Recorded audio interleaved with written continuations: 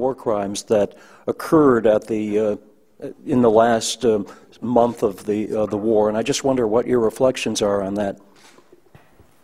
Well, the United States supports the creation of the Reconciliation Commission. It's a commission on lessons learned and reconciliation. The end of the conflict in Sri Lanka is, as the minister said, a promising opportunity to move forward on ensuring greater respect for the human rights of all Sri Lankans. Experience in other countries has shown that such a commission that has the credibility and legitimacy within the country has a valuable role in advancing accountability. And we are very supportive of the approach taken by the Sri Lankans. We, of course, will continue to work with them and to observe this commission. We expect that it will be given a broad enough mandate with the resources necessary to be able to follow the trail of any evidence that is presented. It is especially important that commission members be and are perceived as being independent, impartial, and competent.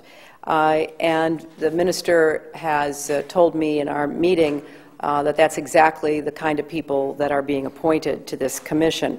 We expect that the mandate will enable them to fully investigate serious allegations of violations and to make public recommendations, that commission members and potential witnesses must enjoy adequate and effective protection, and the commission must be able to work with the government so that the government will give due consideration to the recommendations.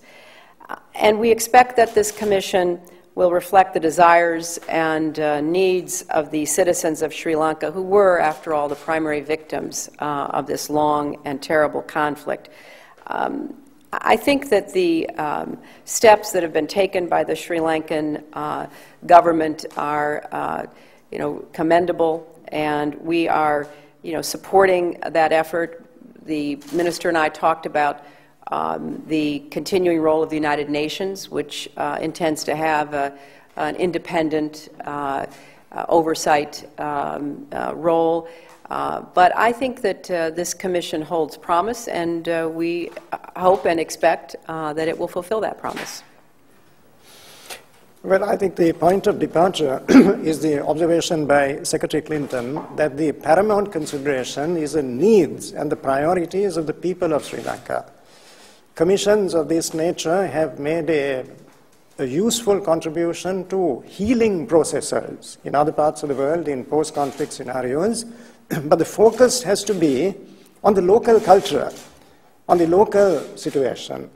So it is our firm conviction that the commission which has been set up in Sri Lanka, consisting of people of stature and independence with a mandate that is broad enough to address the critical issues. The mandate specifically empowers the Commission to give their minds to these issues.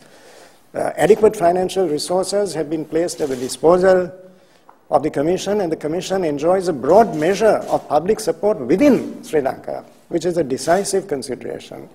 So our plea is that we be given the space to allow the Commission to begin its work without impediment or without hindrance. And certainly along the road, if we feel that there is a need for support, then we would certainly be happy to engage in a dialogue with the United Nations to get the benefit of the wisdom and the experience of the United Nations. But we think that at the start, the Commission must be given every encouragement to set about its work, and there must be a presumption that it is going to succeed. We must begin on that note. It's going to succeed. We want it to succeed. And we want all our friends abroad to support us vigorously and unreservedly in that endeavor.